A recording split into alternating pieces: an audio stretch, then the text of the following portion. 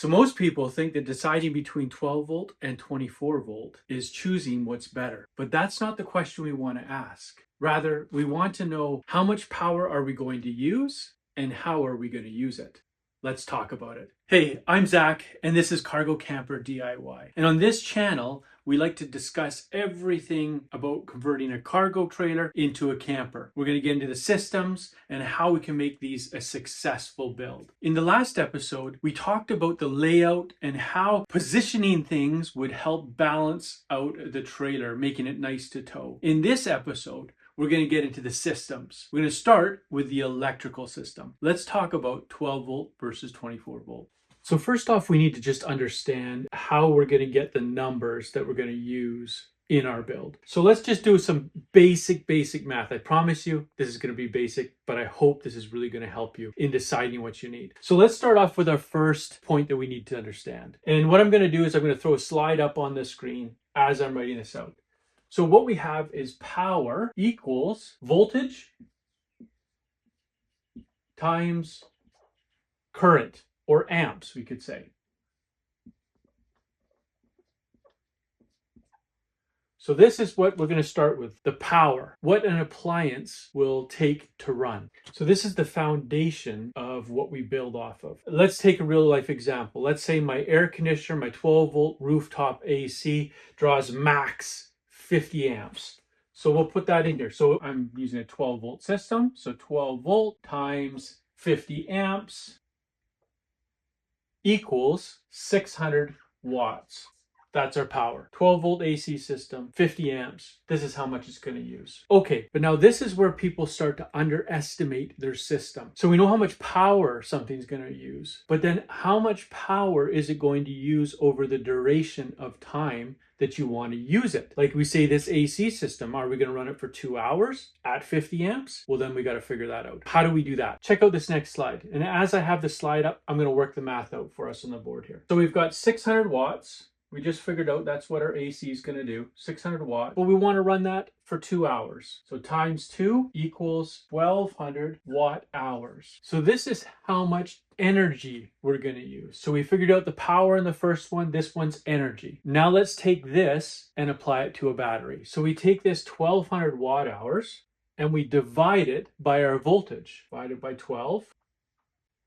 And this works out to our amp hours in our battery. 1200 divided by 12 equals 100 amp hour battery. This is how we size our battery. If I was going to run that AC for 2 hours, and that's it, at max power, then I'm going to need a 100 amp battery minimum. But now we're going to talk a little bit about battery capacity later. Okay, now let's take all this math and make it real. Let's say we want to put an induction cooktop into our trailer. And a lot of us do, right? We're trying to get away from propane. We want to put a lot of electric in there. So let's work out the math. So a basic induction cooktop that you buy from, say, Walmart or something is 2000 watts. So we're going to take that 2000 watts. That's the power. Remember right here, first line. Okay, so now how long are we going to run this cooktop for during the day? Maybe total an hour? Probably longer. But anyways, let's just say an hour. So we're going to take 2000 watts. We're going to times it by an hour, and that's going to equal our watt hours. So 2000, right?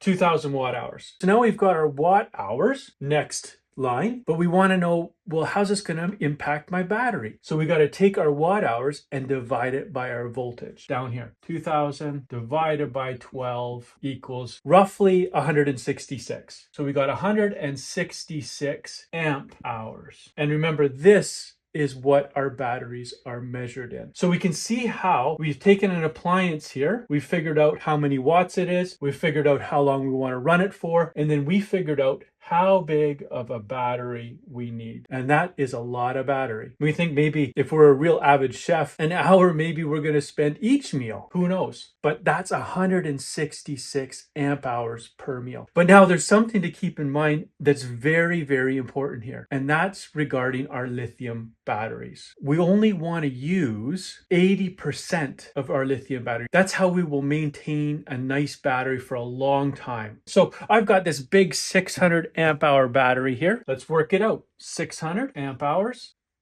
And we're going to times it by 80%, or we'll just do point times 0.8, which equals roughly 480. So 480 amp hours. So I've just taken my 600 amp hour battery and I'm down to 480 amp hours because I want this battery to last. I don't want to keep dropping it to zero and then trying to charge from that. It will degrade our battery. So you can go lower. You know, a lithium battery, you can take it right down to the bottom. But the more often we do that, the more it will damage the battery. So we can see how this 166 amp hours is a lot bigger chunk than maybe we originally realized. Now, the second question we want to ask is how long is it going to take us to replace all that energy that we used? Well, what if we say, well, we're just going to charge this up with solar? That's what I'm going to use solar. Let's say we've got a 100-watt solar panel on our roof. Now that 100-watt solar panel would take up to 20 hours to charge this up. And that's in ideal conditions. This is how many solar panels you would need to be able to charge that amount of power that we just lost in an hour back in an hour. That's 20 of them there. And again, that's in ideal conditions.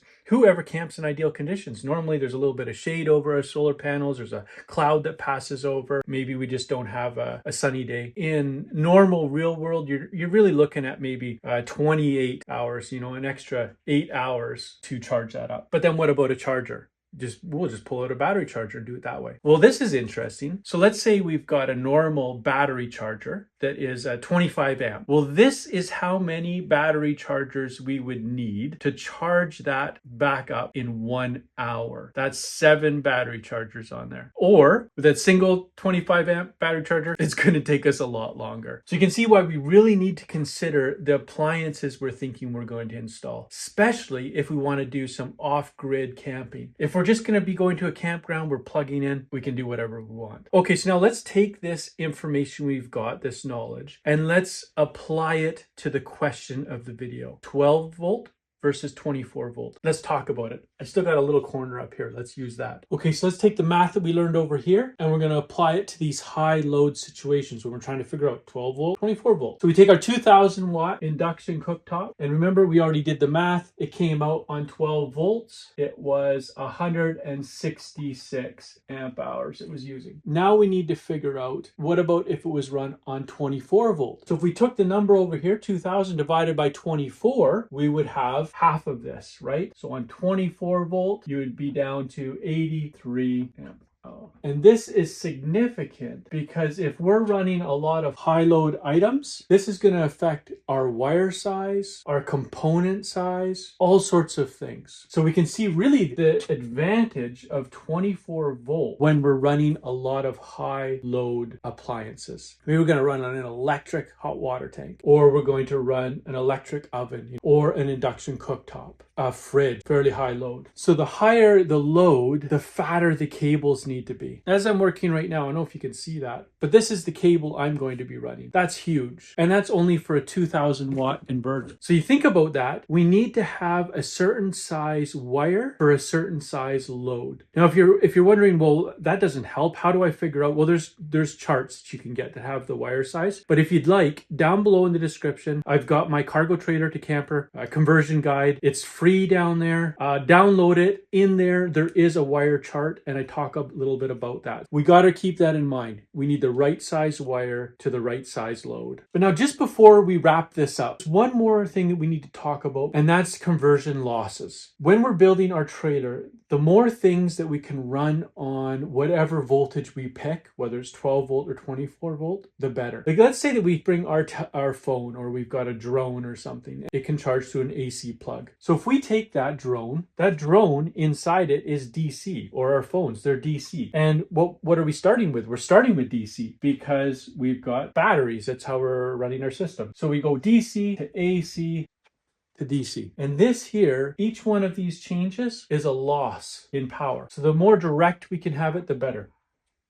So if you're running a full electric setup, your induction cooktop, you've got your electric hot water tank, you've got your electric oven, you're running maybe even electric heat, who knows? Well, then 24 volt really starts to make sense. But for this build, I'm going to be doing a lot of boondocking. When I worked out the math of what I need for power-wise for an electric fridge, an electric cooktop, I thought, no, I do too much camping where we're in the bush. I'm going to have to do a lot more propane. And that's how I've designed my system. So I'm not going to be running all those high draw, high load appliances. 12 volt, in my opinion, keeps everything nice and simple. No matter where I am in a different state or a different province somewhere, I can just go into any RV place. I can find a component that will work and I can replace it. 24 volt, it's getting more common, but it's still a little bit hard to find. Also, oftentimes with 24 volt, you're trying to run 12 volt items, like say your water pump, your lights, your awning, my bed lift. All these items, I want to run 12 volt. But some of those are pretty big high draw items, like my bed lift, I think is like 40 amp draw. So in that case, I would need to get a step down converter. So it goes from 24 volt to 12 volt. And then I can run those appliances just as normal. But each one of those converters also has a loss. You're looking at a 5 to 10% loss. When I was adding everything up, I thought, you know what? What's the point? Stick with 12 volt, go with the big 12 volt, do low draw appliances. So at the end of the day, voltage does not change how much power you need, but it changes how you deliver that power. So I hope you enjoyed the video. Please let me know below, what kind of system are you going to put in? Are you going to do 12 volt, 24 volt? I've even heard of 48 volt now. Let me know why in the comments below. Next video, we're going to discuss designing the 12 volt electrical system for this trailer. I'll see you then.